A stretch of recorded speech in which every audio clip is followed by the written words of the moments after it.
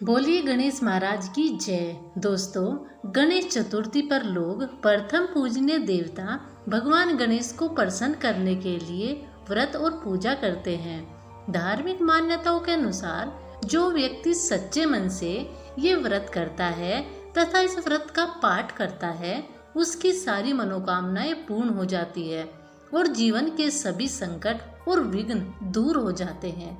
पौराणिक कथाओं के अनुसार एक बार भगवान शिव और माता पार्वती नर्मदा नदी के किनारे बैठे थे। माता पार्वती ने शिव जी से समय व्यतीत करने के लिए चौपड़ खेलने के लिए कहा।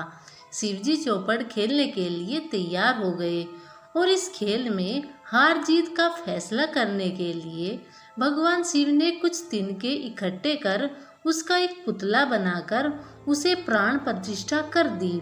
भगवान शिव ने उस पुतले से कहा कि बेटा, हम चौपड़ खेलना चाहते हैं, इसलिए तुम बताना कि हम दोनों में से कौन हारा कौन जीता। इसके बाद भगवान शिव और माता पार्वती के बीच खेल प्रारंभ हुआ। यह खेल 3 बार खेला गया और तीनों बार माता पार्वती जीत गई।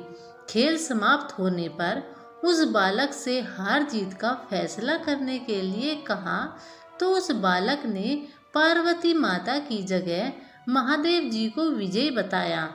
यह सुनकर माता पार्वती क्रोधित हो गई और उन्होंने बालक को लंगड़ा होने का और कीचड़ में पड़े रहने का श्राप दे दिया। बालक ने माता पार्वती से माफी मांगते हुए कहा, माता, मुझसे अनजाने में ऐसा हुआ है।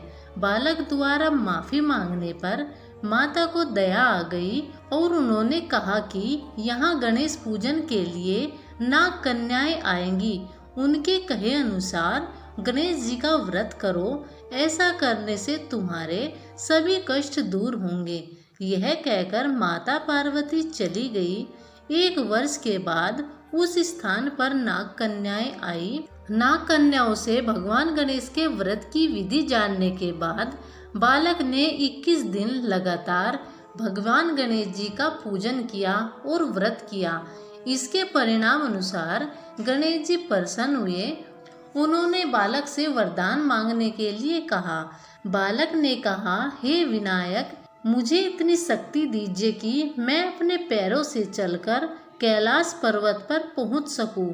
भगवान गणेश ने बालक को वरदान दे दिया।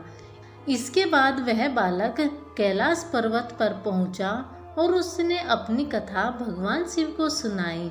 चौपड़ वाले दिन से माता पार्वती शिव जी से नाराज हो गई थी। देवी को मनाने के लिए भगवान शिव ने भी बालक के बताए अनुसार 21 दिनों तक भगवान गणेश का व्रत किया। इस व्रत के प्रभाव से माता पार्वती की नाराजगी दूर हो गई और वे स्वयं भगवान शिव से मिलने पहुंच गई। तब भगवान शिव ने माता पार्वती को इस व्रत के बारे में बतलाया। यह सुनकर माता पार्वती के मन में अपने पुत्र कार्तिकेय से मिलने की इच्छा हुई।